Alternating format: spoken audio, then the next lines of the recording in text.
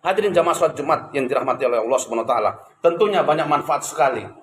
Sangat banyak manfaat yang dapat diperoleh bagi seseorang yang melakukan pernikahan dan dia melakukan pencatatan di kantor urusan agama. Yang pertama, perlindungan hukum. Pencatatan nikah memberikan perlindungan hukum bagi suami, istri, dan anak-anak. Karena akta nikah menjadi bukti sah atas pernikahan yang sangat penting dalam berbagai urusan seperti hak waris, hak asuh anak, perceraian, dan pembagian harta bersama.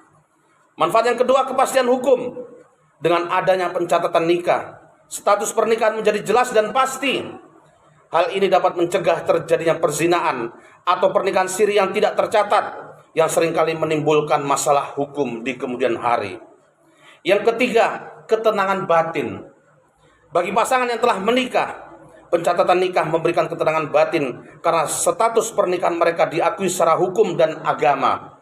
Mereka tidak perlu khawatir akan berbagai permasalahan hukum yang mungkin timbul akibat pernikahan yang tidak tercatat. Manfaat yang keempat, kesejahteraan anak. Pencatatan nikah juga sangat penting bagi kesejahteraan anak-anak. Akta kelahiran anak yang dikeluarkan berdasarkan akta nikah orang tua akan memudahkan anak-anak dalam berbagai urusan administratif seperti pendidikan, kesehatan, dan kepemilikan harta. Dan manfaat yang kelima yaitu mencegah terjadinya konflik keluarga. Karena pencatatan nikah dapat mencegah terjadinya konflik keluarga di masa depan. Dengan adanya akta nikah, hak dan kewajiban suami istri menjadi jelas, sehingga dapat meminimalisir potensi perselisihan. Hadirin jamaah salat Jumat yang dirahmati oleh Allah Subhanahu wa taala. Maka ketika kita melakukan pernikahan tanpa melaporkan dan melakukan pencatatan di kantor urusan agama, maka akan ada masalah yang muncul. Yang pertama yaitu sulit mengurus dokumen kependidikan. Ada seorang kepala sekolah nelpon saya. Ini Ustadz, anaknya kan mau dapat ijazah sebentar lagi, karena sudah mau naik kelas 6. Sementara dulu orang tuanya nikah siri. Sementara ketika mau mengisi ijazah harus sesuai dengan akta kelahiran. Bagaimana solusinya? Itulah akibat seseorang melakukan pernikahan siri, sehingga tidak bisa dokumen muncul, baik akta kelahiran, kartu keluarga, dan lain sebagainya. Maka tentu memang solusinya adalah melakukan isbat nikah di pengadilan agama, dilaporkan. Dan tentu biayanya lebih besar daripada menikah yang secara normal. Maka ini perlu menjadi perhatian kita. Demikian juga ketika kita tidak memiliki dokumen yang lainnya, mau sebanyak apapun uang kita, akan ada ibadah yang tidak bisa kita laksanakan seperti pelaksanaan ibadah haji atau umroh. Kenapa nggak punya dokumen?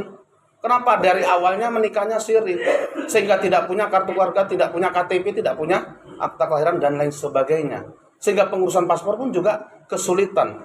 Maka ini perlu menjadi perhatian bagi kita, sehingga ketika kita hendak melaksanakan ibadah, di antaranya yang sangat agung adalah melaksanakan ibadah haji, terkendala karena kita tidak melakukan pencatatan dalam pernikahan.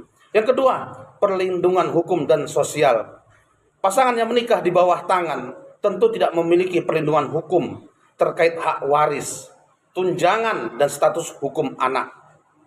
Kalau pasangan tidak sah secara hukum, maka anak yang lahir juga tidak bisa mendapatkan tunjangan. Misalnya seorang ASN, yang tentu anak memiliki hak untuk mendapatkan tunjangan 2 orang, tapi karena nikahnya siri, atau mungkin nikah keduanya memiliki anak tidak tercatat, sehingga kemudian tidak memiliki dokumen, maka tidak memiliki hak sama sekali berupa tunjangan.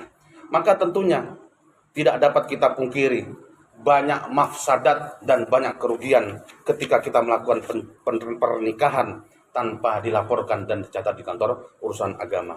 Saya menghimbau kepada seluruh kaum muslimin, baik yang anaknya mau menikah atau yang hendak ingin menikah, maka hendaknya menikahlah secara agama sah dan juga secara negara juga diakui, sehingga dalam melaksanakan, dalam menjalankan kehidupan rumah tangga dapat berjalan dengan sebaik-baiknya.